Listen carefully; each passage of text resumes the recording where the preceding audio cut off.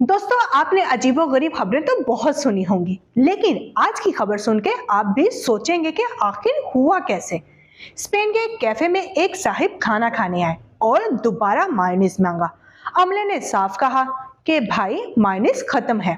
बस ये बात खत्म। इतनी सी बात पे उनको इतना गुस्सा आया कि वो सीधा बाहर गए, पेट्रोल लाए और पूरे कैफे को आग लगा दी।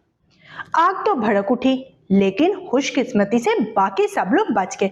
बस यही साहब खुद झुलस गए। कैफे के मालिक ने कहा इस हरकत की कोई वजाहत नहीं दी जा सकती और नुकसान तकरीबन 7,000 यूरो का। अब आप बताएं, मायोनीज इतनी जरूरी थी कि पूरा कैफे ही जला डाला? आपका क्या ख्याल है? यह आदमी पागल था या बस बहुत ही ज्यादा मायो लवर?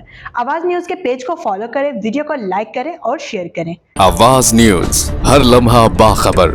हमारे चैनल आवाज न्यूज को सब्सक्राइब कीजिए, बेल आइकन को प्रेस कीजिए ताकि आइंदा आने वाली वीडियोस का आपको बर वक्त नोटिफिकेशन मौसूल हो सके। हमारी वीडियोस को लाइक और शेयर करना मत भूलिए।